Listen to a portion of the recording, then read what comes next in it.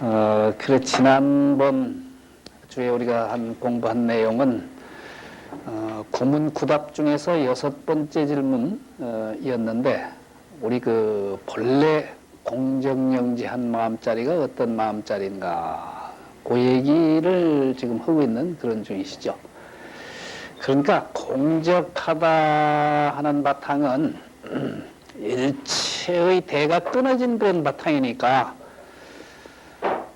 저 허공 같은 바탕을 가리킨다, 그렇게 연상하시면 쉬울 테고, 그러니까 허공 같은 바탕이기 때문에 그건 뭐 우주와 내가 하나 된 그런 바탕을 가리키잖아요. 그게 나다 하는 놈이 따로 발 디딜 틈이 없는 그런 하나인 바탕이거든요. 그러니까 나다 하는 놈이 발 디딜 틈이 없으면 환히 박대. 근데 나다 하는 놈이 끼어들기 시작하면 이게 이제 어두워지기 시작하는 거거든요. 그래서 공적영지한 바탕은 저 허공처럼 우주와 둘이 아닌, 그러면서도 환히 밝은 그런 바탕이 우리 본래 마음자리이다, 그 말씀인 것 같습니다. 그래서 우리가 참으로 잘 살고 못 사는 것도 바로 본래 그 마음자리에 달려있다. 지금 그 말씀을 지난주에 이어서 계속해야 될 순서가 오늘 공부할 그 페이지입니다. 그게 123페이지네요.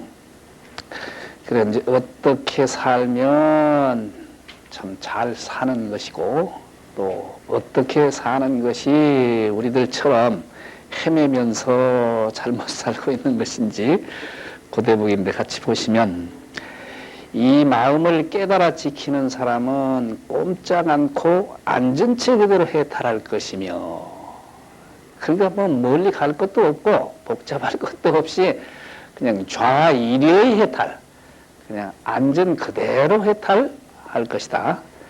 반대로 이것을 모르고 등지는 사람은 오랫동안 육도에 윤회할 것이다.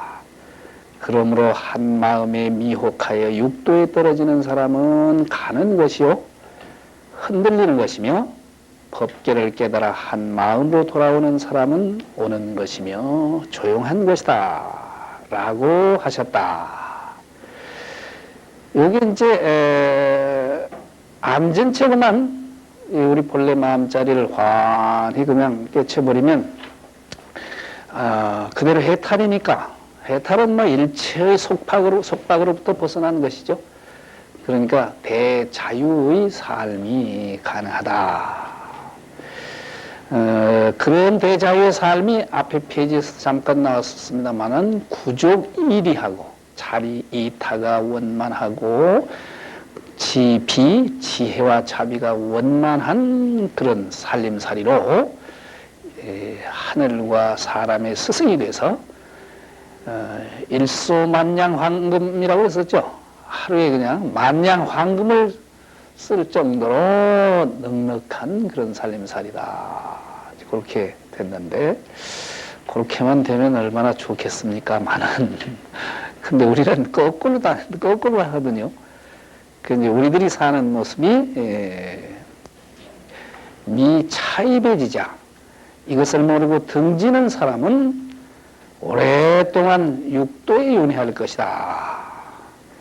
그러므로 한 마음에 미혹해서 육도에 떨어지는 사람은 가는 것이요 흔들리는 것이다 그랬거든요. 그래, 가는 것이고 흔들리는 그 모습이 우리 본래의 마음자리를 잃고 밖을 향해 헤매면서 윤회에 떨어진 우리 중생들의 삶인데, 그 모습을 좀 더 구체적으로 우리가 살펴본다면 이렇게 돼 있는 것 같아. 한 마음 등지고 밖을 향해 치다르면서 잘못 사는 삶이 본래 공정영지한 마음이니까 환히 밝단 말이죠. 지혜 광명의 그런 바탕이고, 이 자리에는 뭐 우주와 내가 하나니까 자타가 둘이 아닌 그만 하나인 자리인데, 문제는 이 밝은 바탕을 등지고 우린 등진단 말이죠. 등지면 여기 그늘이 생기잖아요. 밝은 거 등지면 꼭 어둠이 그늘이 생겨. 그 그늘이 여기 무명이죠. 예. 그러면요, 어둠 무명 속에서 나다 하는 착각이 나타난단 말이죠. 그럼 나다 하는 착각이 나타나면 그 순간 그만 아상 인상이 한꺼번에 벌어지니까 남이다 하는 생각이 벌어져서 자타가 둘이 아닌 것이 아니라 둘로 떨어져 버린단 말이죠. 둘로 떨어지고 이제 우리 안입이설신의가 작동을 해. 그러면 작동하는 쪽쪽, 눈으로 뭘 보던, 소리로 귀로 소리를 듣는 쪽쪽 나다 하는 놈 위주로 들으니까 항상 마음에 든다, 마음에 들지 않는다, 좋다, 싫다 분별을 해 쌓는단 말이죠. 이렇게 분별을 하면 좋은 것은 여기 욕심내게 돼 있어요. 그래가지고 내 앞에 좀 뭘 더 놔야 되거든요. 그게 욕심이고 탐심이잖아요. 또 반대로 보기 싫은 것, 마음에 들지 않는 것은 좀 멀리 해야 되고 가까이 하고 싶지가 않아. 그런데 이렇게 좋다 싫다를 누가 나누는 거예요? 우리 자신이 나누는 거 스스로. 그럼 스스로 나눠놓고 사물을 보게 되면 좋은 거 만날 확률이 50%고 싫은 거 만날 확률이 50%일 수밖에 없잖아요, 이게. 그래 놓고 우리는 미련하게 좋은 것은 100% 만나려고 하고 싫은 것은 100% 안 만나려고 그래. 그렇게 안 되니까 이게 괴로운 거예요. 그게 좋은 걸 못 만나면 그게 뭐예요? 애별이고요, 그게.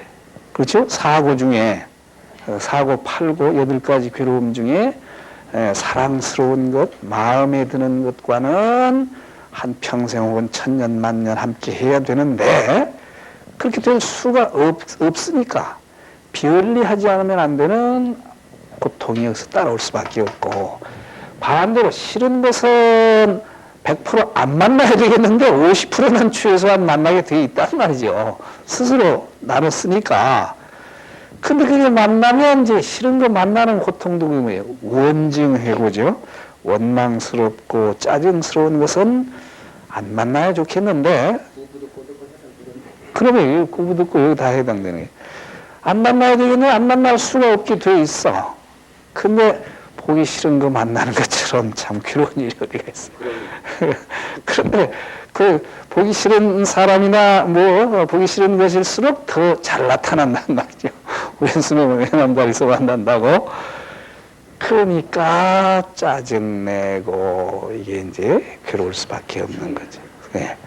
그리고 욕심내는 것도 이것도 뭐 선망하는 마음이라든지 질투하는 마음이라든지 뭐 이거 등등 탐심에 해당되는 게 여러 가지 잡다른 모양들이 있겠죠. 진심도 이 서운한 마음에서 뭐 보기 싫은 미움 생각에서부터 미움에서부터 혹은 분노의 마음에서부터 증오의 마음 등등 여기도 다양한 가지가 있을 수 있거든요. 이렇게 놓으면 이제 이것이 한바탕 더 굴르면 행동으로 나타내잖아요. 그 행동으로 나타내면 그 행동이 뭐 이것도 다양할 수밖에 없죠. 그게 선망이나 선망의 대상이 되는 것은 좀 내가 취해야 되는데 그게 마음대로 안 되면 훔치기도 하고 아니면 뭐 성폭행이나 성폭력도 이런 종류에 해당되는 것일 테고 또 반대로 미운 것 자꾸 나타나면 관도 지르게 되고 폭행도 하게 되고 심하면 살생살인까지도 간단 말이죠. 그러니까 소위 십악이라고 하는 것이 여기서 나타난 모습들이에요. 이렇게 행동을 이제 우리가 하고 살으니까 이게 구조적으로 보면 나다 하는 놈을 바탕으로 해서 생각하고 말하고 행동하는 과정이에요. 그렇죠? 그러니까 나다 하는 놈을 중심으로 해서 생각하고 말하고 행동하는 걸 업이라고 한단 말이죠. 그러니까 여기서 지금 얘기하는 한마음 등지고 밖을 향해서 가고 움직이는 그런 육도윤회에 빠진 삶은 업으로 사는 업생이에요. 그 업의 결과는 이놈이 없어지는 것이 아니라 그 업에 이놈이 잠재의식소에 가서 다 기록이 되어 있다가 거기에 따라서 천상세계에 갈 수도 있고 아니면 뭐 저 지옥이나 악귀 축생의 세계에 떨어질 수도 있고 하는 이 육도윤회의 삶이 이렇게 전개되고 있는 것이죠. 근데 여기서 재밌는 것은 이렇게 한마음 등지고 이것을 모르고 등지는 사람은 오랫동안 육도에 윤회할 것이다. 근데 그 육도에 윤회하는 삶을 한마음에 미혹하여 육도에 떨어지는 사람은 가는 것이요. 이걸 가는 것이요.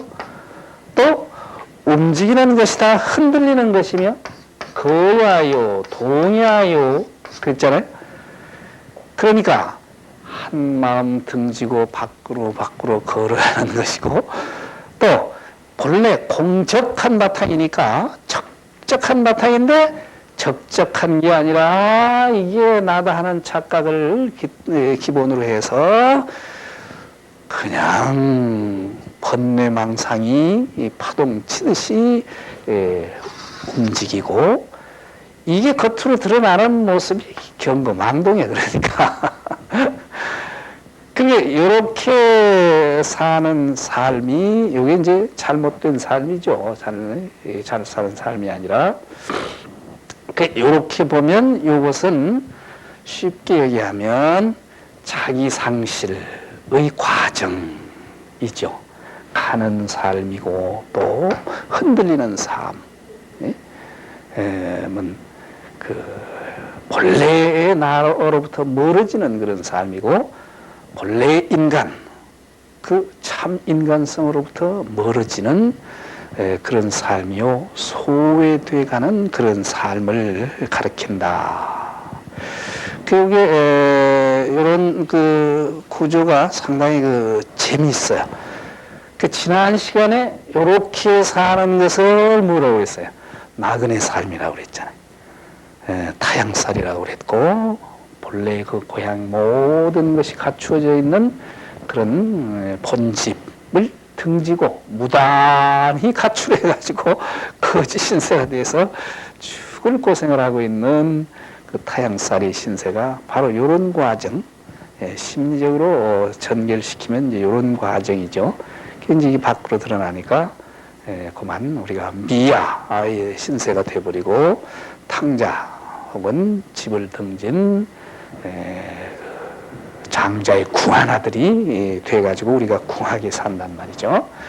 그러면 이런 상황에서 불교 나아가서는 수심결이 우리한테 가르쳐주는 길은 도대체 무엇냐? 수심의 길은 무엇냐?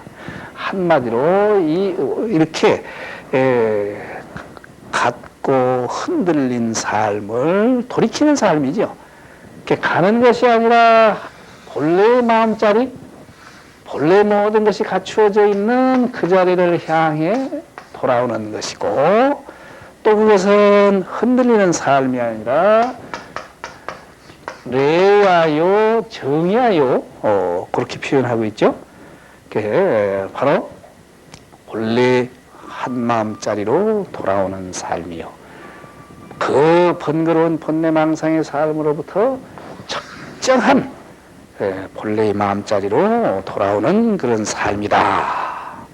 그 자리에 돌아가면 부러울 것 없이 하루에 만냥 황금을 쓸 만큼 넉넉한 그런 삶을 살 수가 있다.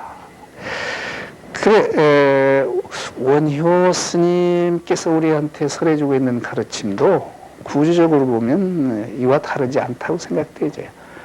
원효스님이 대승기신론 소에서 우리들이 잘못 살고 있는 삶을 진단하면서 어떻게 말씀하고 계시느냐 하면 무 생명 있는 자들의 감각적 심리적 기관은 본래 하나인 마음에서 생겨난 것이지만 그것들은 그 본래의 원천, 즉 하나인 마음을 등지고 물뿌리 흩어져 우산한 먼지를 피우기에 이르렀다.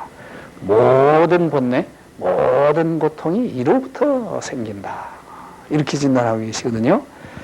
여기서 거야요, 동의하는 사항과 좀 같은 진단이라고 생각되죠.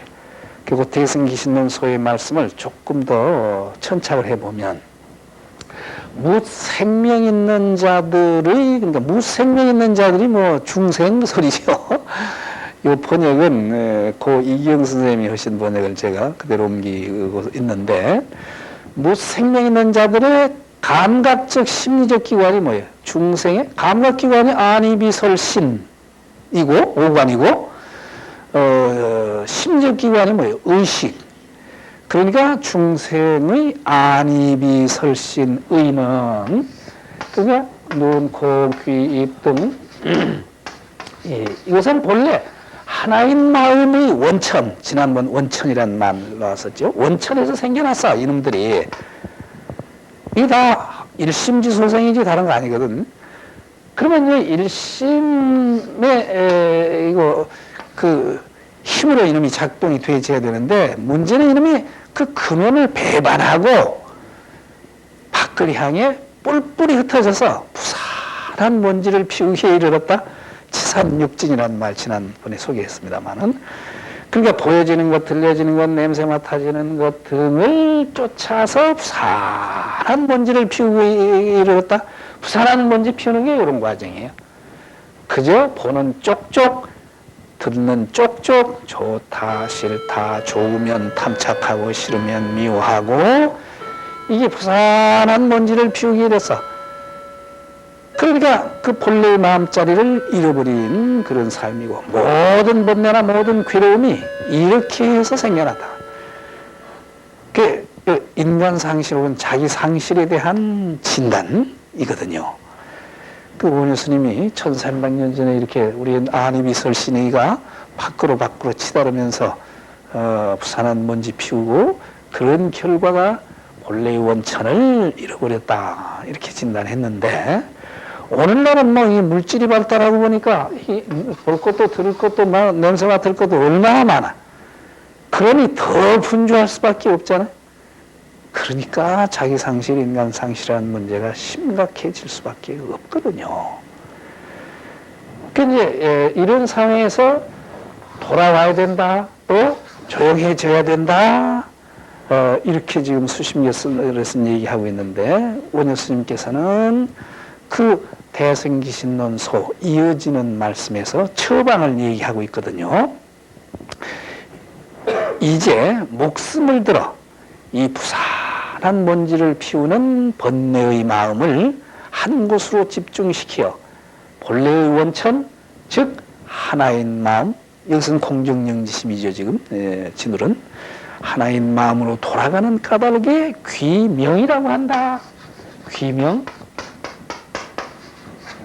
목숨 걸고 돌아가는 까닭에 귀명이라고 한다. 돌아가는 바 그 하나인 마음이 바로 삼보인 것이다.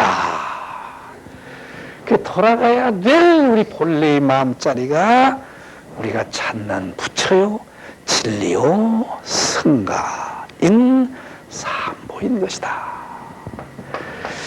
그게 여기서 지금 원효 스님 말씀하시는 그 일심, 즉 우리가 찾는 불법성 삼보인 일심이 다름 아닌 우주와 둘이 아닌 공적하면서도 환히 밝은 우리 본래의 마음자리, 그 자리가 부처고 진리고 승가일 뿐이다. 지금 수십 년에서도 뭐 서론에서부터 계속 얘기하는 게 마음이 그대로 부처다, 심즉불이다, 불즉시심이다, 그 마찬가지 말씀이거든요.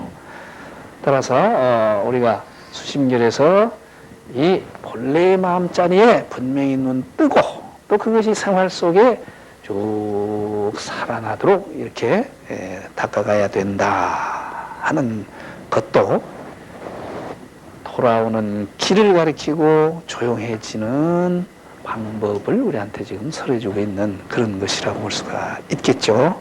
그리고 이 대목이 그 문장이 참 좋은 것 같아요. 그렇죠? 한자로 봐도 오차이 수지자는 좌일의 부동해탈이요 미차이 배지자는 왕육취장검윤회니 고운 미일심이 육치자는 거야요 동야요 오 법기 법일심자 한 마음으로 돌아오는 복귀하는 자는 레야요 정야라 하시니라. 그 아주 좋은 대목인 것 같습니다. 그런데 그렇게 꼼짝 않고 해탈하는 사람이나 또 등지고리처럼 밖에 가서 헤매고 사는 삶이나 근데 그 마음자리를 보면 추호도 다름은 없단 말이죠.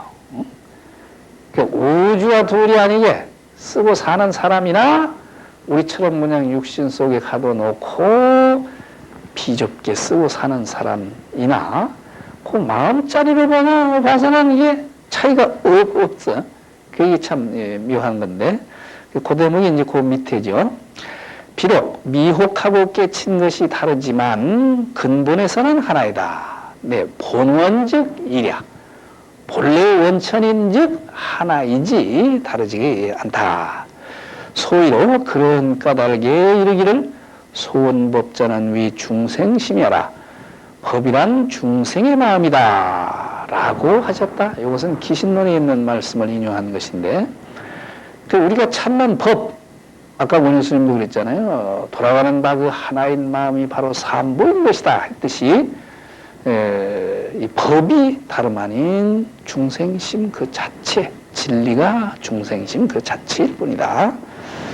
이 공적한 마음은 성인에 있어서도 더하지 않고 성인이라고 해서 공경영시한 마음이 우리보다 더 그냥 뭐 많다든지 크다든지 그것도 아니고 또 범부에 있어서도 덜하지 않다.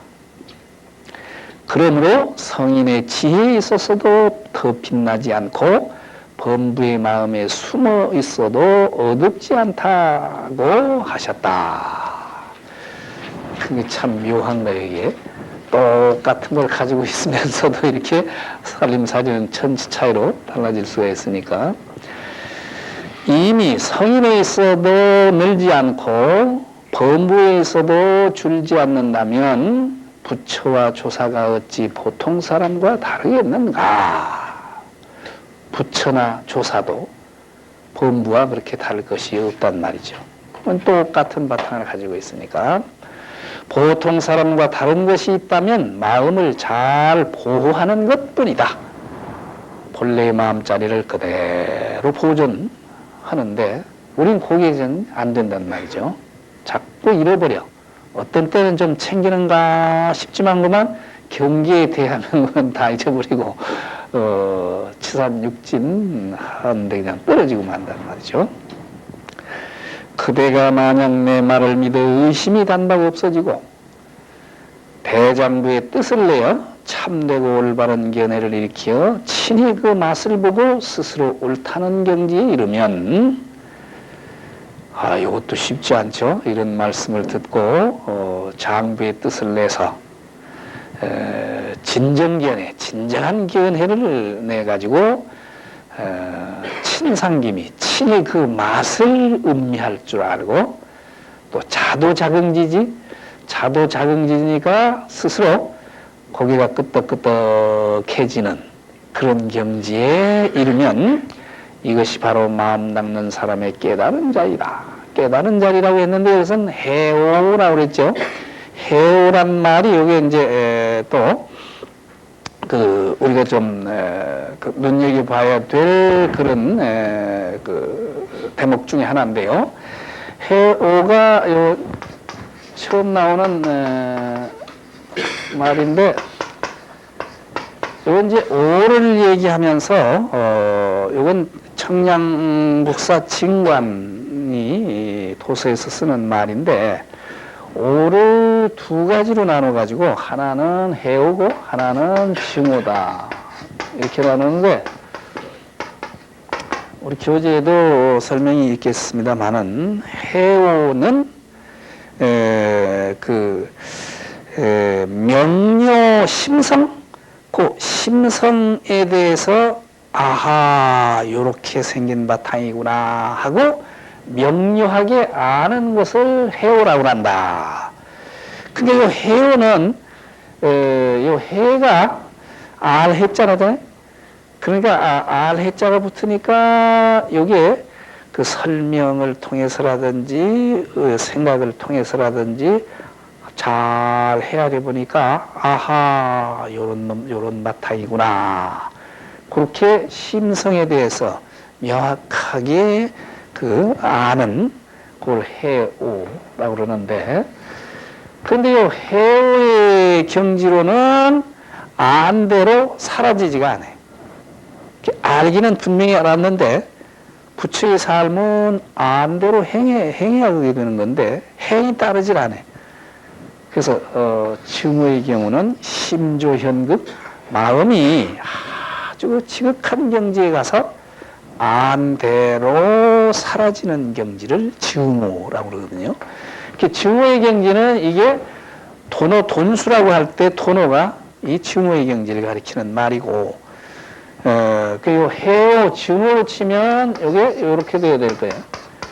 해오를 통해서 마음의 실상을 깨닫고 또 이제 여기서 이제 점수의 과정을 거쳐서 증오의 경지에 가는 이런 구조니까 그러니까 이런 입장에서 본다면 점수가 필요한 오임 수심결의 토노 점수할 때 토노 차원과 해오가 다르지 않습니다.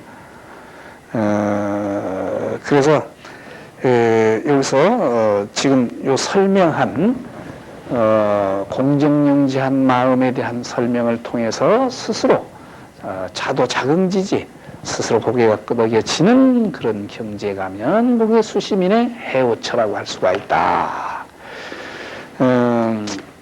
다시 더 계급과 차이가 없으므로 돈이라고 한다. 그리고 여기서 해오란 말하고 돈오란 말을 같이 놓고 있다는 것을 우리가 확인할 수 있죠.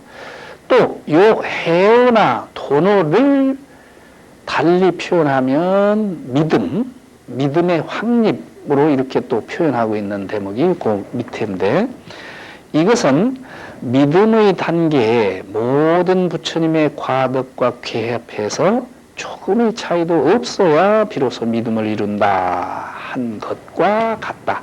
이건 이제 화엄경에서 얘기하는 시인의 얘기인데 그 화엄경에서 얘기하는 시인도 그 믿음 속에 부처와 중생이 본래 둘이 아닌 그것에 대한 확실한 믿음 그걸 시인의 확립이라고 보고 그런 차원이라면 수심길에서 얘기하는 돈호하고 다를 것이 없고 요 해오하고도 다를 것이 없거든요. 아무튼 이렇게 보면 해오 뒤에 점수를 쭉 거쳐서 증오의 경지에 가는 것이나 돈호하고 점수의 과정을 쭉 거쳐서 성불을 하는 과정이나 여기 같은 얘기라고 볼 수 있고 그 수심결에서 얘기하는 해오나 혹은 돈호 차원이 달리 표현하면 시인의 확립이다. 그래서 여기서 시는 상당히 그 깊은 그런 차원이고 차원 높은 그런 믿음을 얘기하거든요.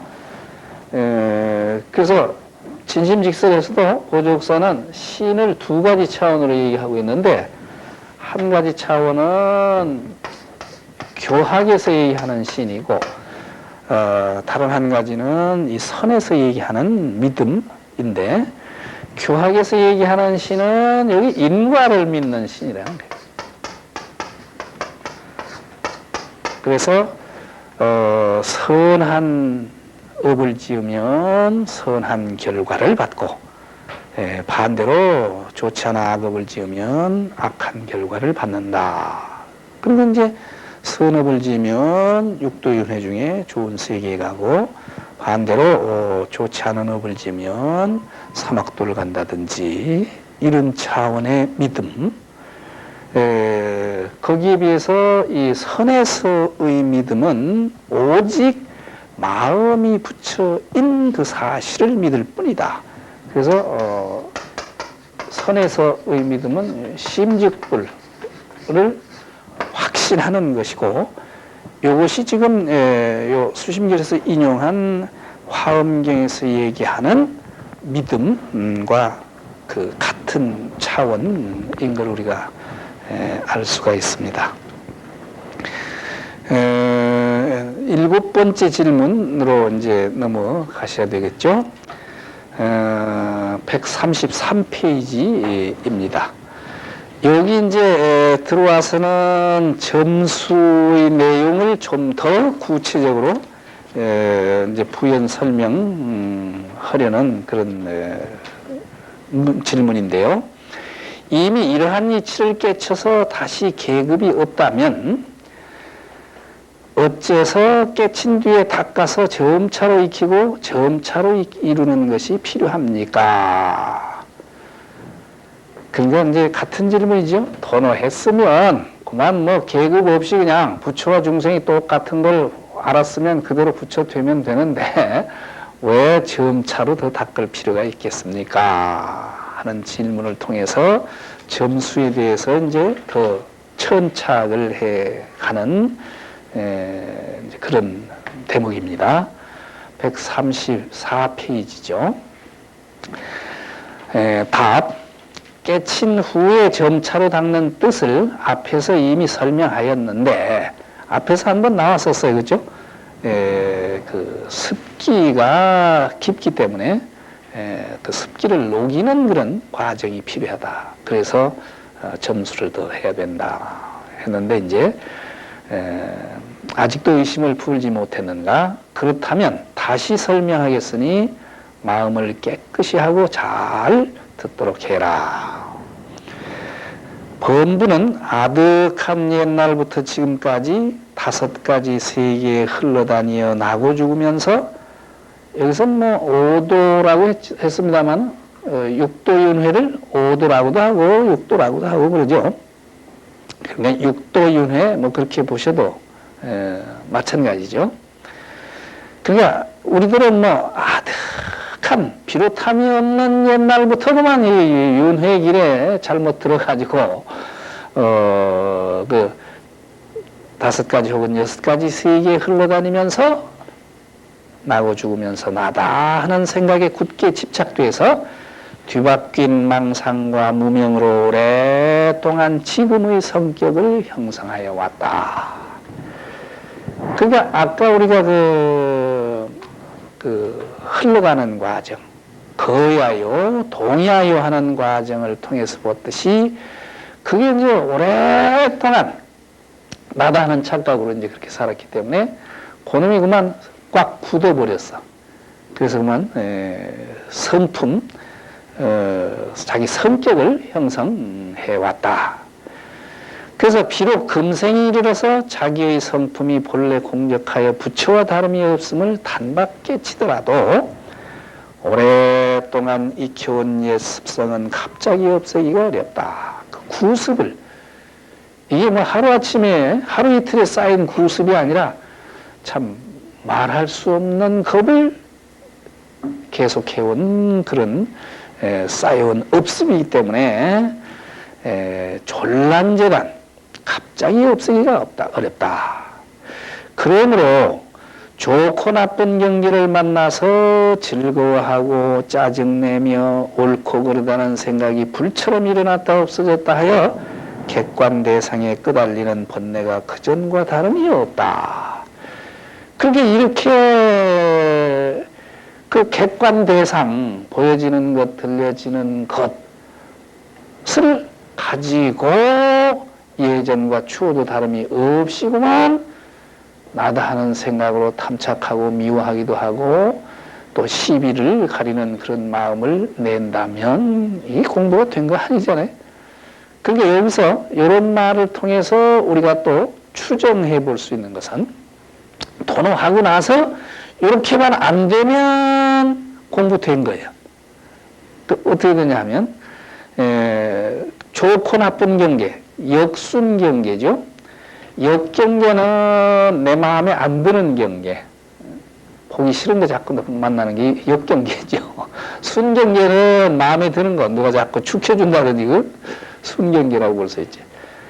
그리고 우리는 나다 하는 놈이 그 끼어 있으면 누가 축해주면 기분 좋아하고 반대로 그만 마음에 안 들게 하면 말 한마디라도 그냥 조금만 귀에 거슬리면 팍 하잖아요.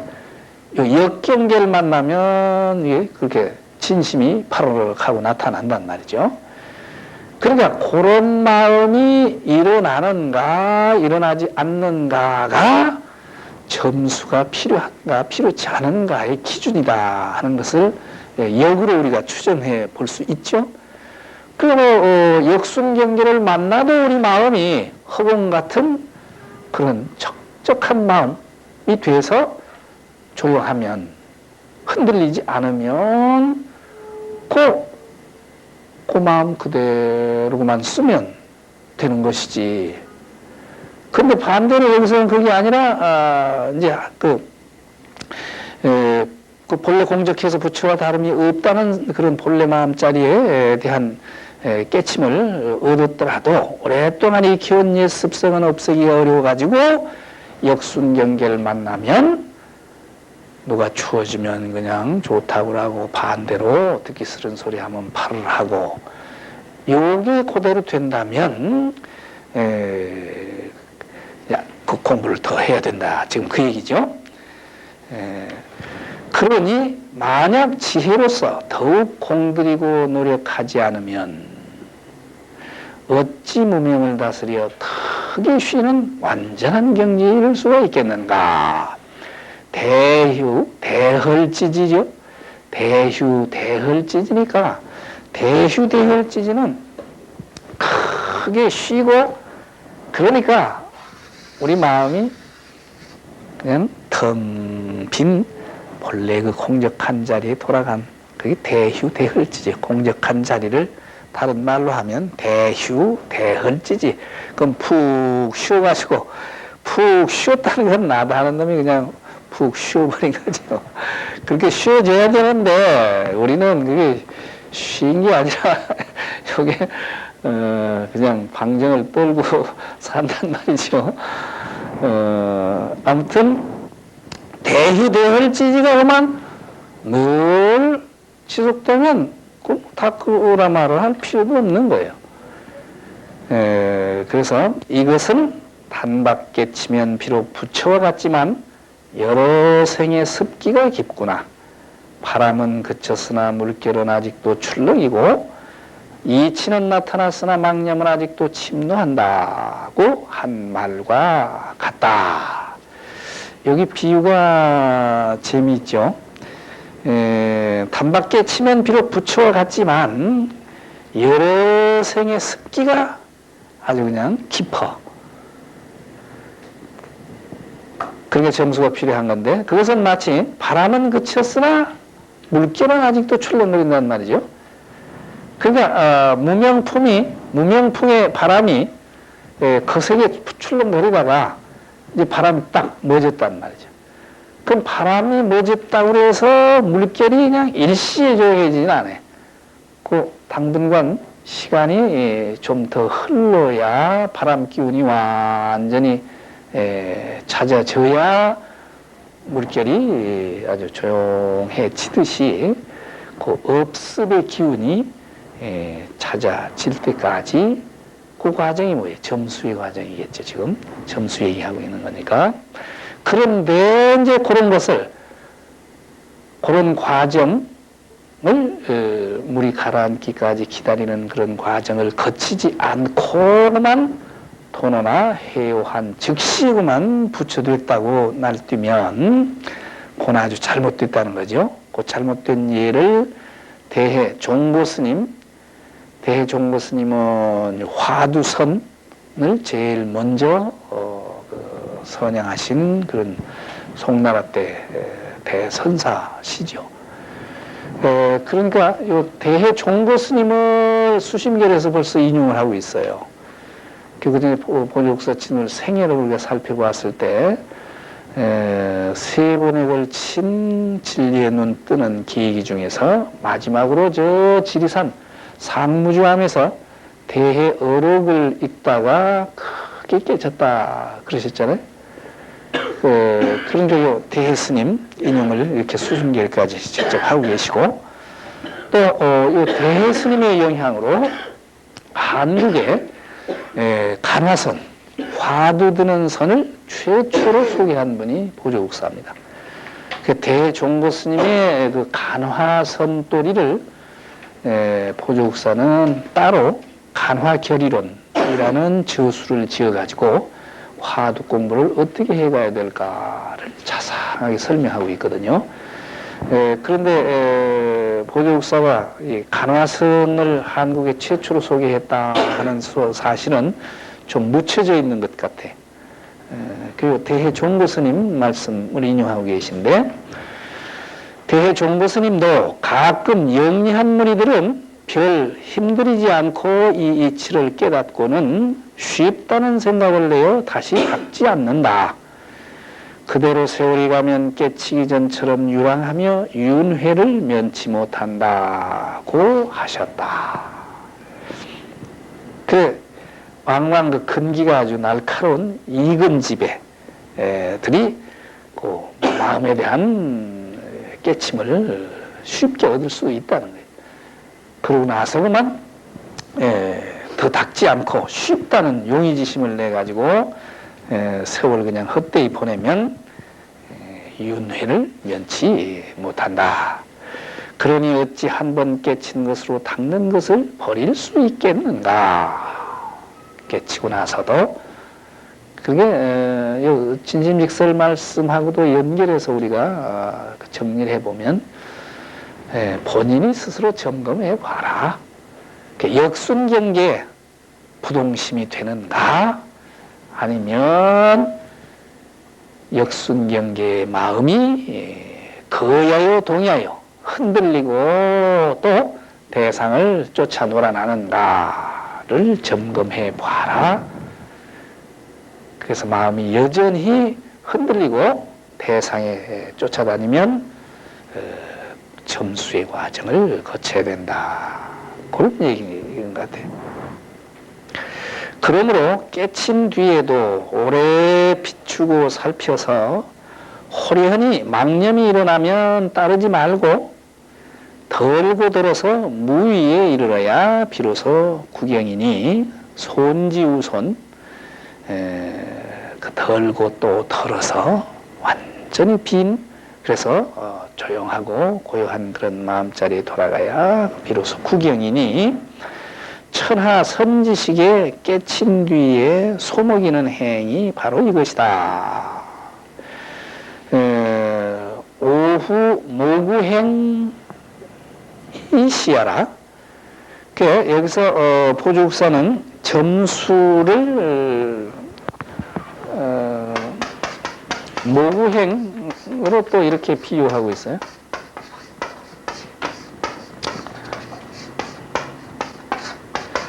그러니까 모구행이니까 소치는 실천, 소치는 행이죠. 소치는 모구란 말은 선에서 뭐 늘 쓰이는 그런 말이잖아요. 본래 이게 이제 소치는 목동의 비유는 아함경에서부터 부처님이 즐겨 쓰시던 그런 비유입니다만은 또 인도 사람들이 소를 좋아하잖아요. 이게 이제 불교에도 그대로 전승이 되고 선에 와서는 요 소가 우리 본래 마음을 소에 비유하잖아요. 그래서 소를 친다 혹은 소를 찾는다, 그래서 그 선 공부해가는 과정을 모구 10도 혹은 시무 10도 10가지 과정으로 쭉 그림으로 표현한 그런 그림 외에 법당에 가시면 법당 뒤에 그 시무도 모구도 늘 그려 있지 않습니까?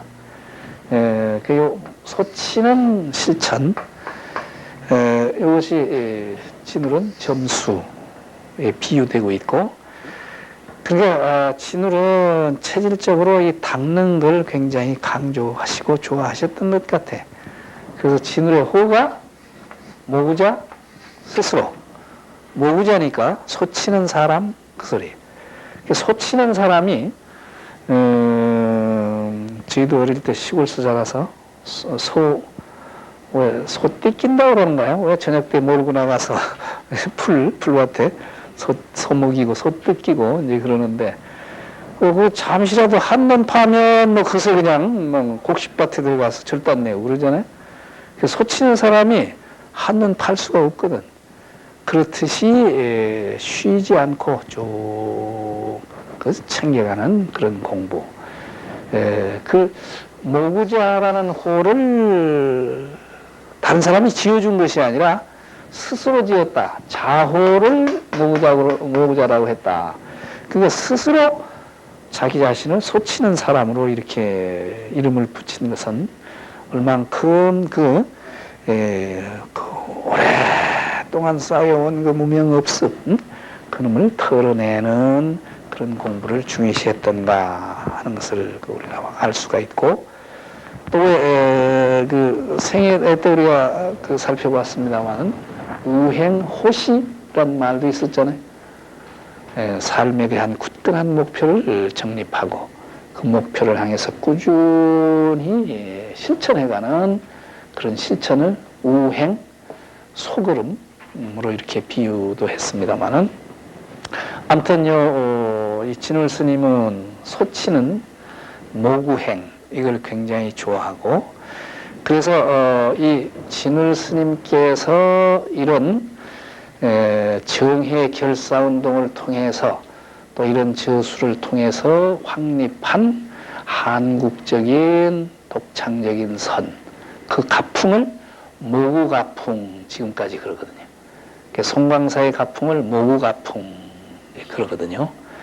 모구가풍의 내용이 그전에 우리가 살펴본 것처럼 해능을 그렇게 좋아하면서도 또 돈문 가풍 일변으로 나가지 않고 또 전문의 입장까지도 차용해서 돈호 점수의 체계를 확립하고 이러는 것도 이게 이제 탈중국적인 한국선의 전통을 확립하는 모습이고, 또 선교를 하나로 회통하고 아우르는 그런 가풍도 이게 모가풍의 한 모습이라고 볼 수가 있겠죠.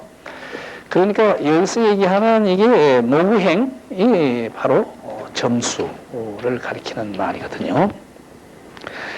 그 143페이지에도 이제 계속 그 점수의 내용을 천착해 가고 있는데, 그 깨친 뒤에 닦음의 그 성격이 어떤 것인가, 그걸 더 부연 설명하고 있죠.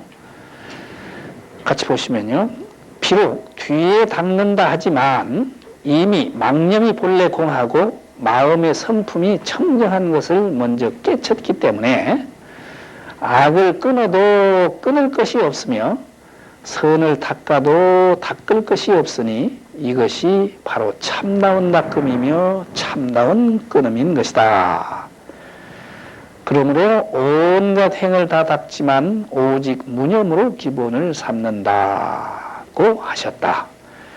여기 이제 깨친 뒤에 닦는 오후수의 성격을 얘기하고 있는데, 한마디로 우선 무념수죠. 무념으로 닦는 거니까 무의의 닦음,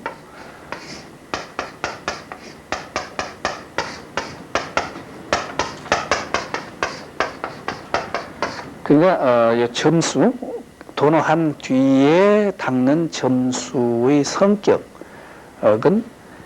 무념으로 닦는 그런 닦음이다. 그러니까 이제 무념으로 닦는 것이 악을 끊어도 끊는다 하는 생각 없이 끊고, 닦아도, 선을 닦아도 닦는다 하는 생각 없이 닦는다. 그 단이무단, 수이무수, 혹은 뭐 무수이수, 무단이단 이런 말을 씁니다만은, 왜 그러냐 하면 우리는 이 마음자리에 대한 토노를 하기 전에는 이 망념, 이 악한 생각이라든지 이게 다 망념이잖아요. 그 망념이 마치 그냥 실체가 있는 것으로 알고 그놈하고 전쟁을 벌려. 그래서 이 망념을 끊어야지, 번뇌를 끊어야지 한단 말이죠. 그런데 토노의 내용 중에 두 가지가 있었죠. 한 가지는 망념이 본래 공한 놈이다. 그리고 우리가 그 문제 삼는 번뇌망상이 알고 보니까 본래 공한 놈이다 하는 것을 토노를 통해서 맨 먼저 깨치는 거거든요. 그리고 본래 마음자리가 부처와 추호도 다르지 않다. 이 두 가지가 토노를 통해서 우리가 확인하는 내용이었거든요. 그게 분명해졌기 때문에 망념 때문에 더 이상 그걸 실체시해가지고 이놈을 그냥 전쟁을 해야 되고 끊어내야 되고 그렇게 유념으로 끊는 그가 아니라는 거예요. 망념이 나타나면 턱, 아하, 이놈은 공한 놈, 하하, 뿌리는 거 없어지게 돼 있는 거니까, 따라서, 무단이단, 끊어도 끊는다 하는 생각 없이 끊는다? 그게 묘한 끊는 거고, 이게 실제 그러면 예를 든다면 어떤 것일까? 예를 들면 누가 그냥 나한테 욕을 한마디 했다. 그러면 금방 그냥 나도 모르는 사이에 팍 하잖아요. 근데 보통은 이제 뭐 팔을 해가지고 그냥 욕을 받은 대로 그냥 더 쏟든지 거기다 몇 배 더 붙여서 더 큰 욕을 하든지 아니면 뭐 주먹이 날아가든지 이런 판인데, 그래도 이제 좀 공부를 하는 경우 같으면 그 망념을 그런 이제 성내는 것도 이게 망념의 일종이니까 팔을 하던 마음은 아이고 만 참아야지 하고 참을 수도 있단 말이죠. 근데 그렇게 참는 것은 진짜로 참는 건 아니에요. 예? 그건 이제 그냥 참는단 말이에요. 그렇게 잘못 참으면 이게 발산하는 것보다 더 위험할 수도 있어. 왜 그러냐면 안으로 이게 더 쌓여버리면 말이죠. 억지로 참으면, 그러게 억지로 참는 게 유의로, 유념으로 참는 거예요. 그렇죠? 그런데 요 무단이 다니니까 끊는다 하는 것 없이 끊는다. 참는다 하는 것 없이 참는다. 그 얘기는 팔을 하는 놈이 도대체 어떤 놈이냐. 네? 본래 공한 놈이다 이 말이죠. 그럼 그렇게 알면 뭐 이게 억지로 참고 뭐 그런 것도 없어. 그냥 허공 같은 마음자리가 되어버리면. 그러니까 억지로 뭐 유념으로 참을래 참는 그런 것이 아니고 공한 줄을 그냥 비춰봐서 내려놓는, 하심해버리는 거니까. 이렇게 유념하고 무념하고 그 차이가 있죠? 앞에 것은 억지로, 뒤에 것은 그냥 성냄이면 성냄의 본성이 본래 공함주를 봐버리니까 성낼 놈도 없고, 또 누가 나를 성내게 한 놈도 공한 놈으로 봐버리면 그만 허공 같아 지어버리니까 억지로 참는 거하고는 차원이 다르거든요. 이게 뭐 선뿐만 아니라 대승 법문은 다 그렇잖아요. 이게 보살의 바라밀행이 바라밀행이기 위해서 꼭 필요한 것이 공이란 눈이 달려야 돼. 공이 달리면 바라밀행이고, 공이라는 놈이 없이 하면 이게 바라밀행이 못 되는 거예요. 그래, 보시도 마찬가지잖아요.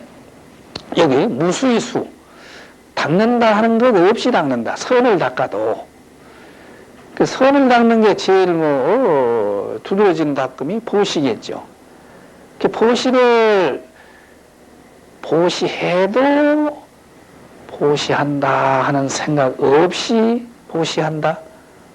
그건 뭐 아주 쉽죠. 이렇게 되니까 무수의 수는 그런 차원. 무념으로 닦는 선, 무념으로 하는 보시 뭐예요? 보시한다 하는 생각이 없이 허공 같은 마음으로 공짜리가 안목이 서가지고 하는 보시. 그렇게 하면 바람일이잖아요. 보시 바람일.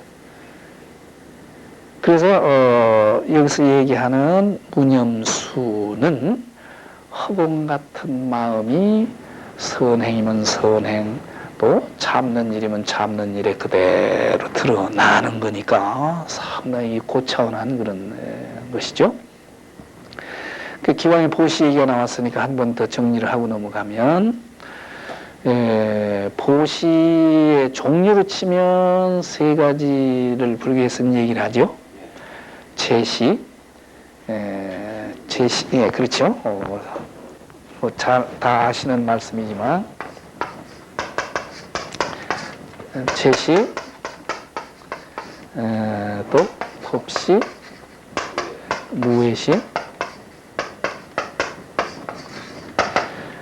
제시는 문자 그대로 재물, 돈이나 가진 것이나 뭐 물건이나 이런 것을 베푸는 것이고, 법시는 반대로 바르게 사는 길을 일러준다든지. 그러니까 교육이 진정한 교육이면 이게 법시여야 될 거예요. 이게 내가 아는 것을 다른 사람에게 일깨워주는 여기 법시. 근데 제시 법시만 보시라고 한다면, 가진 것도 없고 아는 것도 없는 사람은 보시할 수 없다면 그 불공평할 거거든요. 근데 이 불교 참 보시의 무슨 무의식이 있는 것 같아. 두려움 없이 하는 베푸름. 그 얘기는 상대방 마음을 편하게 해는 그것이 다 훌륭한 보시다. 그러니까 이 무의식 속에는 얼굴 표정 하나 바르게 가지는 것, 그것도 한량없는 그런 보시이죠. 반대로 얼굴 표정을 그냥 어둡게 가진다든지, 또 인상을 험악하게 쓴다든지, 그건 말 한마디 나누지 않고도 그냥 상대방 마음이 그 두려움을 갖게 한다면 그건 보시가 아니라 아주 악행을 한 것이죠. 그게 무의식을 우리가 연습을 좀 많이 해가야 될 것 같아요.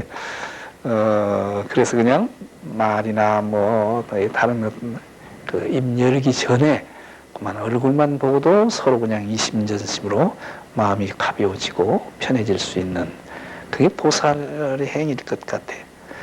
특히 뭐 우리 보살님들은 무의식 이거 꼭 필요하죠. 그런데 이제 이건 이제 보시의 질로 나누면 두 가지죠. 하나는 이 금강경에서도 늘 강조하는 유주상보시, 여기 참 무주상보시. 그 유주상은 상에 머무름이 있는 보시다. 그러니까 상은 나다 하는 그런 생각이니까 보시하면서 나다 하는 상이 떨어지지가 않은 보시. 그러니까 유주상보시는 이게 이제 우리들 차원에서 뭐 좀 나누고 베푸는 그런 것이겠네.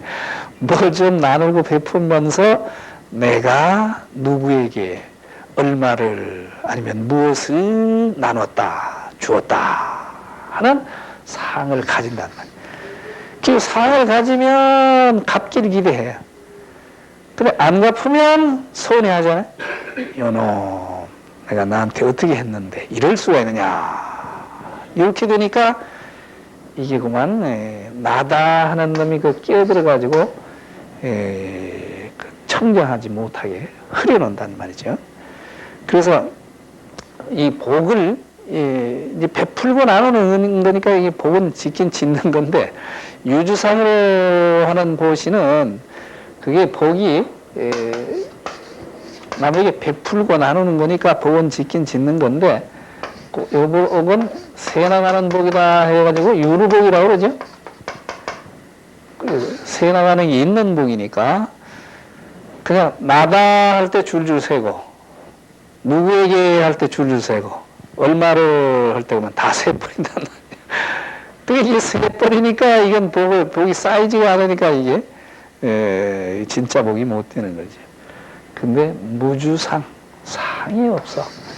상이 없으려면 나다 하는 놈이 빠지는 건데, 그러니까 허공 같은 마음으로 베풀 뿐이고 나눌 뿐이죠. 그래서 삼륜이 청정해야 무주상 보시다 그러죠. 삼륜이니까 베푸는 나, 시자, 또 받는 사람, 또 시물, 요 세 가지가 공해야, 청정해야 무주상 보시다. 이렇게 무주상으로 해야 이게 무르복을 짓는데, 이렇게 세하지 않는 복이니까 이런 복이 쌓이면 틀림없이 해탈의 세계에 갈 수 있는 그런 것이라고 하죠. 여기서 무수이수, 닦는다는 생각 없이 닦는 이것은 한마디로 이 공한 마음으로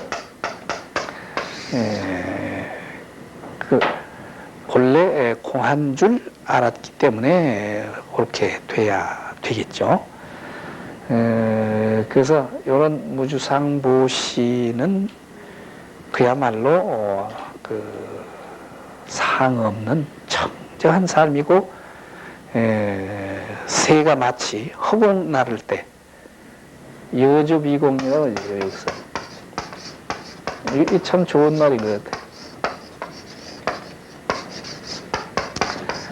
마치 새가 허공을 나는 것과 같다. 새가 허공 날아가면서 뭐 흔적 남기는 게 없거든. 그렇듯이 흔적 없이, 상 없이 하는 그런 거. 그런 이제 닦음이라고 해도 깨치고 나서는 이렇게 무념으로 닦는 그런 것이다. 그러니까 사실은 뭐 이렇게 닦는다고 하지만 이런 차원이면 이건 뭐 공부 다 된 거나 마찬가지인 것 같아요. 규봉 스님도 이제 규봉 스님의 말씀을 또 인용하죠. 먼저 깨치고 뒤에 닦는 뜻을 총 정리하여 말씀하시기를, 총판해서 말씀하시기를, 이 성품이 원래 번뇌가 없고 완전한 지혜가 본래부터 스스로 다 갖추어 있어서 부처와 다르지 않음을 단박 깨치고 그 깨침에 의해서 닦으면 그것을 최상승선 혹은 열의 청정선이라고 부른다. 만약 생각에 닦고 익히면 자연히 점차로 백천삼매를 얻을 것이니 달마문화에 전해 내려온 것이 바로 이러한 선이다 라고 하셨다. 요게 이제 규봉 스님 말씀을 인용해서 이제 총 정리하고 있는 그런 대목인데, 여기서 최상승선 혹은 열의 청정선 이런 말이 나오고 있는데, 여기서 이제 규봉 스님이 선원제전집 도서에 보면 선을 5가지로 구분해서 분류하면서 하시는 말씀인데, 외도선, 그 다음에 범부선, 그 다음에 뭐예요? 소승선, 대승선, 최상승선이. 소승선, 대승선, 최상승선.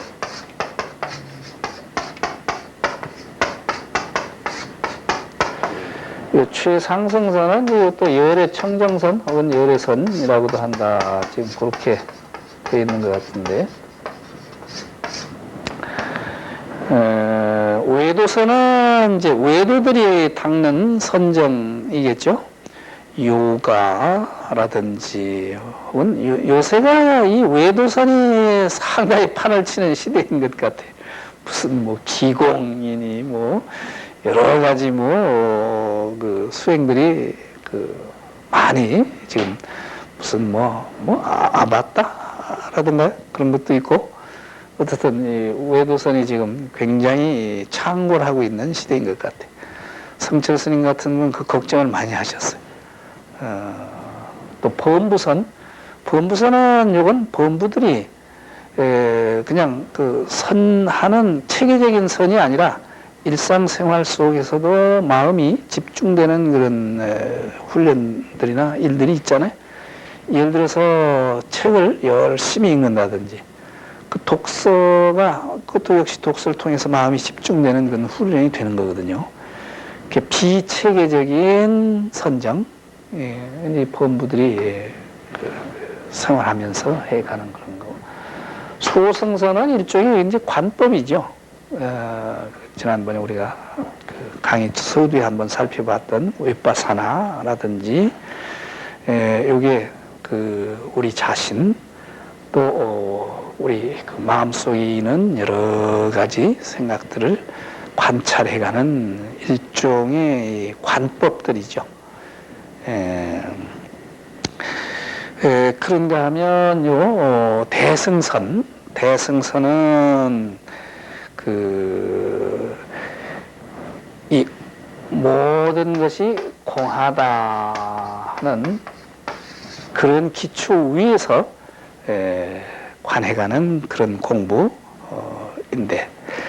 그 일체가 다 공하다 하는 그런 일체 개공을 관해가는 그런 입장인데, 이건 뭐 달마 이전까지의 대승에서 실천됐던 그런 선들이 총괄하면 뭐 대승선에 해당되는 그런 것이겠죠. 천태종에도 뭐 지관법 같은, 그것도 역시 일심 삼관이라든지 이게 전부 공자리를 기초로 해서 우리 마음을 관해가는 그런 훈련이기 때문에 이게 대승선. 이제 최상승선이 이제 비로소 마음이 부처다 하는 사실에 근거해서 공부해가는 그런 선, 그것을 최상승선 혹은 열애선이라고도 한다. 그러니까 지금 여기서 이 진울 스님이 강조하시는 것은 지금 이 수심열에서 우리가 공부하고 있는 먼저 우리 마음자리에 대한 분명한 눈뜸을 가지고 우리의 업습을 크게 쉬어가는 그런 공부, 즉 토노 점수의 공부법이야말로 최상승이요 열애선 도리다. 그 얘기인데 결론적으로 144페이지에 그러므로 도노와 점수의 이치는 마치 수레의 두 바퀴와 같아서 하나라도 없으면 안 된다. 여거이륜 수레의 두 바퀴, 그 바퀴 하나 빠지면 안 되니까 함께 해야 된다. 지금 그런 얘기거든요. 그 다음에 이제 점수 얘기를 하면서 이제 그 토노하기 이전의 닦음, 소위 오전수지요. 그 문제와 연결해서 점수도 설명을 또 하게 되고, 또 그러면서 이제 그 점수의 내용을 더 구체적으로 설명해가고 있는 대목이 그 다음에 있는 150페이지인가요? 거긴데요. 같이 보시면 첫 대목은 깨치지 못한 소위 무념수가 아니라 유념으로 닦는, 나다 하는 놈이 떨어지지 않고 닦는 그 얘기죠. 혹 어떤 사람은 선과 악의 성품이 빈 것임을 알지 못하고 부지 선악성공, 선악의 성품이 본래 공한 놈이다를 보지 못하고 이제 굳게 굳게 앉아 움직이지 않으면서 견좌부동 턱 버티고 앉아서 몸과 마음을 눌러 주복하기를 마치 돌로 풀을 누르는 듯 하면서 마음을 닦는다고 한다.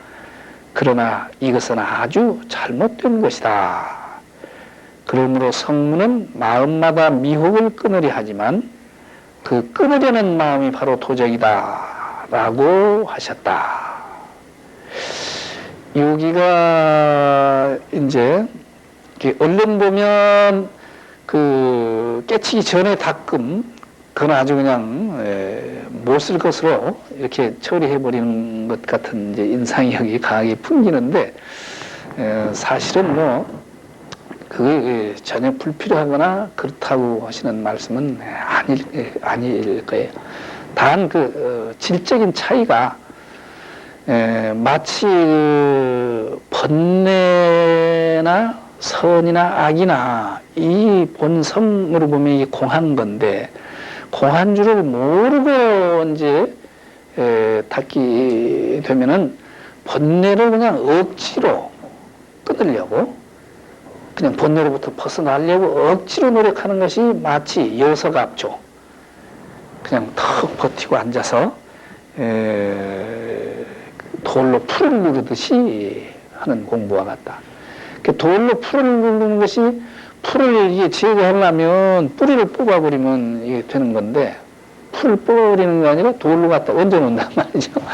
그 돌로 얹어놓으면 아무리 돌이 무거워도 그 눌러놓을 때는 잠시 여름이 가만히 있지만 옆으로 또 삐져나오잖아요.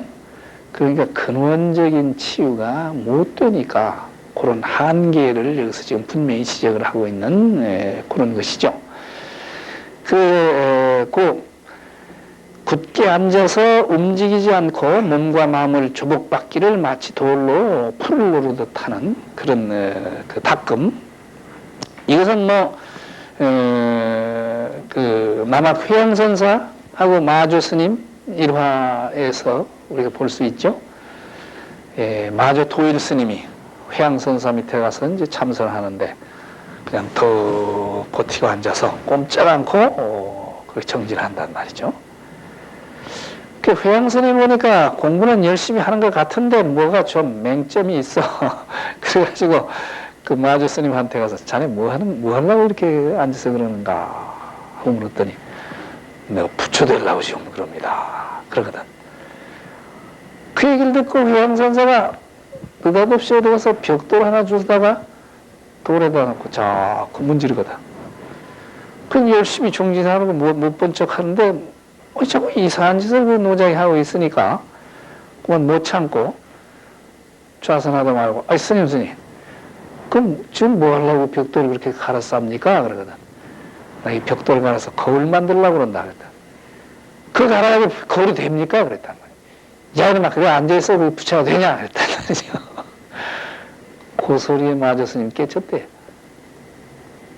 그거 그렇게 견좌부동 그냥 떡 버티고 앉아서 부처된다 하고 이렇게 부처하고 부처 되려는 놈이 둘이 돼가지고 그 본래 하나가 되는 건데 찾는 놈이 대휴대혈 텅 비어버려 되는 건데 그게 아니라 부처 되겠다 하는 그놈이 꽉 들어차 있으니까 부처 될 턱이 없는 거예요. 그게 유의로 닦는 거 아니에요? 나다 하는 놈이 끼어들으니까 그렇게 되면 그게 능단지심이 시적 끊으려는 마음, 부처 되려는 마음이 도적이 되어버린단 말이죠. 그렇게 되면 그렇게 해서 부처를 찾으면 부처를 잃고 조사를 찾으면 조사를 잃고 도를 찾으면 도를 잃는다 하고 임재스님이 지난번에 우리 한번 그런 그 말씀을 드린 적이 있죠. 요런 유의의 닦음의 한계점은 뭐냐 하면 첫째는 깨침 자체를 대상화해버려. 나는 여기 있고 내가 깨침을 얻으려고 하는 그것은 마치 우리가 물건 사듯이 뭐 얼마 주면 뭐 산다 하듯이 뭐 수행을 어떤 방법으로 얼마 동안 하면 뭐 깨칠 수 있다든지 이런 유의의 마음으로 깨침을 대상화하게 되고, 그 깨침을 대상화하는 닦음은 특별한 방법이라든지 일정한 시간이라든지 또 특정한 장소에 국한될 수밖에 없는 그런 성격을 가질 수밖에 없어요. 그래서 앉아서 해야 된다든지 아니면 조용한 장소라야 된다든지 또 나름대로의 어떤 특정한 방법이 동원돼서 그것을 통해서 깨치려고 하는. 근데 사실은 알고 보면 진리는 어디에나 있는 놈이잖아요. 그러니까 특정한 제스처나 특정한 장소나 특정한 시간에만 구애받는 그런 것이어서는 아직도 이게 문 밖에 소식일 수밖에 없고, 또 그렇게 유의의 그런 닦음은 잘못하면 적정에 빠질 수 있는 위험이 항상 있거든요. 번거로운 것으로부터는 자꾸 피해가서 그래야 수행이 되는 것처럼, 회영선사가 지적한 그 마주 스님의 병통이 바로 그런 거였었잖아요. 그래서 끊으려는 마음이 바로 도적이다. 그러면 이제 참 닦음, 진짜 닦음은 어떤 거냐 하면은, 다만 살생하고 도적질하며 음행하고 거짓말하는 것이 성품으로부터 일어나는 것을 확실히 보면 일어나도 일어남이 없는 것이니 그 바탕이 고요한데 무엇을 다시 끊을 것인가. 그러므로 생각이 일어남을 두려워하지 말고 다만 깨달음이 늦을까 두려워하라 하셨으며, 또 생각이 일어나면 곧 깨달아라, 깨달으면 곧 없다고 하셨다. 그렇기 때문에 깨친 사람의 입장에서는 비록 객관 대상에 대한 본능가 있지만 다 제호를 이룬다. 다만 미혹이란 근본이 없는 것임을 비추어 알면 허공의 꽃처럼 실체가 없는 삼계는 바람에 사라지는 연기와 같이 없어질 것이며, 꼭두각시와 같은 객관 세계도 마치 끓는 물에 녹는 얼음과 같이 사라질 것이다. 요게 좀 이해하기가 썩 쉽지가 않은 대목인데, 살생하고 도적질하고 음행하고 거짓말하는 거, 이게 망념 중에 아주 최악의 망념이잖아요. 근데 사실은 이게 이제 아주 고약한 것이다 하면 그거 없애버려야 되니까 그거하고 그냥 유의의 마음으로 전쟁을 일으킬 수밖에 없어. 그런데 도노하고 보면 요 놈이 본래 공한 거다 하는 사실에 눈 떴단 말이죠. 그러면 공한 줄 알면 설령 살생하고 싶은 마음이나 도적질하고 싶은 마음이 마음속에서 일어나더라도 턱 봐버리면 하하 하고 공한 줄 봐버리면 더 이상 그거에 이끌리거나 거기 휩쓸리지 않는다 이 말이죠. 근데 우리는 공한 줄을 모르니까 탐욕의 대상이면 그 대상 자꾸 이제 집착을 하고 끌려 이제 가는 그런 것인데, 근데 요거 이제 살도 음망이 종성이기 본래 그 마음자리에서 일어나는 것이다. 이렇게 보기가 이게 쉽지가 않아요. 그래서 그것을 보려면 본래 공적한 마음자리를 놓치지 않아야 이걸 볼 수가 있지. 요 놈을 놓치면 그렇게 보여질 수가 없어요. 근데 본래 우리 본 마음자리의 본체가 허공 같다, 우주와 둘이 아니다, 그 공적한 바탕이잖아요. 그리고 우리 마음이 항상 우주와 둘이 아닌 허공 같은 공적한 바탕에 또 놓치지 않고 들어있으면 삼남 안산도 다 여기서 있는 거 아니에요? 우주와 둘이 아니면 그만 불신이 충만한 법계로 저 산하대지도 다름 아닌 하나인 마음짜리의 나타난 모습일 뿐이고, 더 좁게는 우리 마음에서 나타나는 여러 가지 생각들도 다른 거 아니잖아요. 이 마음자리에서 일어나는 거잖아요. 그게 종성이기란 말이죠. 그래, 이 하나인 바탕을 놓치지 않으면 살도 음망이라는 아주 흉악스러운 망념이 일어나더라도 그 문제될 것이 없어. 왜냐하면 성품이 연의 본래 공한 줄 비추보니까, 그러면 더 이상 이거에 그냥 끄달리거나 이것 때문에 무슨 문제가 되는 그런 거 아니에요. 문제는 요 비추어보지를 못하면 공한 줄을 모르고 이게 한 마음에서 나타나는 잠시 일어나는 바람에 있는 그 물결과 같이 그런 것인 줄을 몰라놓으면 이제 요놈에 이제 빠져버리는 거거든. 그러니까 여기서 지금 핵심은 불파염기하고 유검각지하라. 아주 이게 공부해가는데 좋은 말인 것 같아. 그 망념이 일어나는 것을 두려워하지 말고 유검각지, 오직 그 망념이 일어난다 하고 비추어보는, 거기 여기서 이제 깨달을 각자를 썼습니다만은 여기서 얘기하는 건 뭐 큰 깨침이나 그런 차원이 아니라, 아하, 요 놈이 본래 공한 놈이 지금 일어나는구나 하고 알아채는 거예요. 그 알아채는 것이 늦는 것을 두려워해라. 그걸 알아채지 못하면 요 망념에 쫓아간다는 말이죠.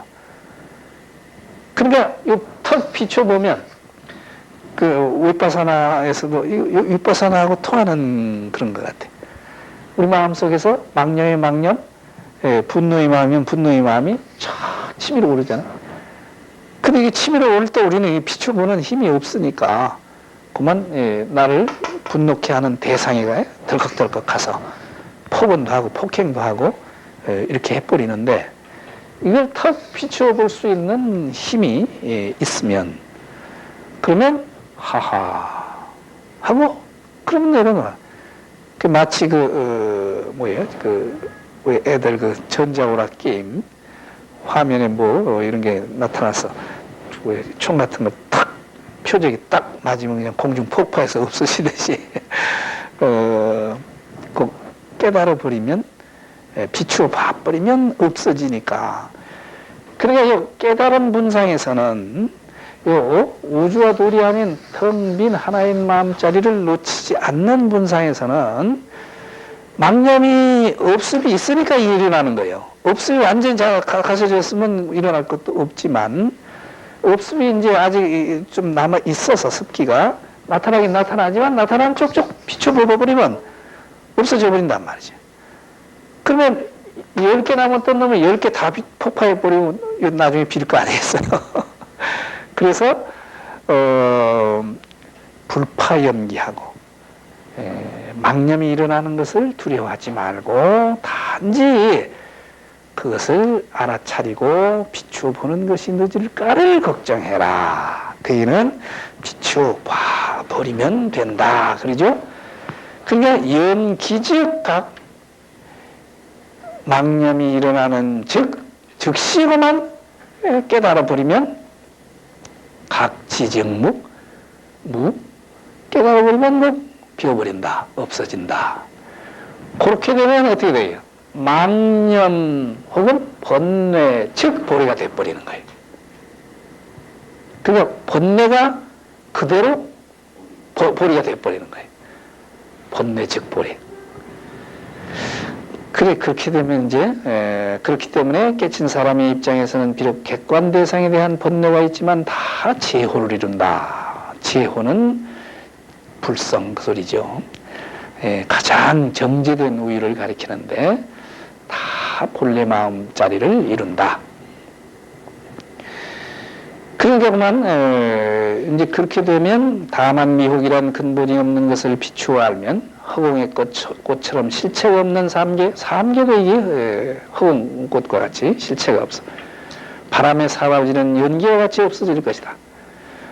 바람이 불면 연기가 그냥 스르르 없어지듯이 그렇게 없어지고, 또 꼭두가시와 같은 객관세계도 마치 끓는 물에 녹는 얼음과 같이 사라질 것이다. 끓는 물에 얼음 넣으면 그냥 저절로 없어지듯이 그렇게 그만 우리 업습이 녹아나면 참 좋겠죠. 만일 이와 같이 생각에 닿고 익히며 비추어 돌아봄을 잊지 않고 염념수습 불망조거죠. 비추어 돌아봄을 잊지 않고 선정과 지혜를 평등하게 가지면 곧 사랑하고 미워하는 마음이 자연히 가벼워지고 자비와 지혜가 자연히 밝게 드러날 것이다. 죄업이 자연히 없어지고 공덕스러운 행은 스스로 늘어나서 번뇌가 닿을 때 곧 나고 죽음도 끊게 될 것이다.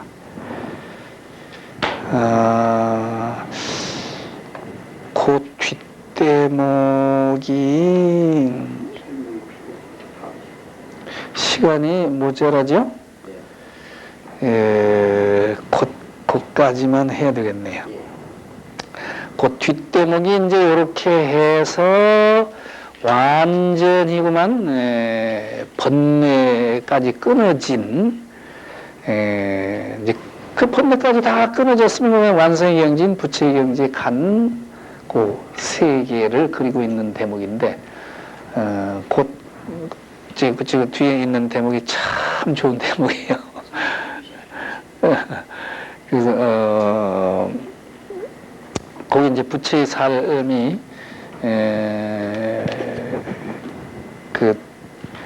마치 그냥 제8 알라의식 속에 쌓인 업습까지도 완전히 비어가지고 그럼 우리 마음이 그냥 텅 빈 그러면서 환히 밝은 그런 자리. 그걸 마치 공중에 뜬 달에 비유를 해버리거든요. 그렇게 그냥 형창 밝게 보름달이 떠버리면 그 보름달이 그냥 강물이면 강물, 물마다 비춰가지고 영분만수로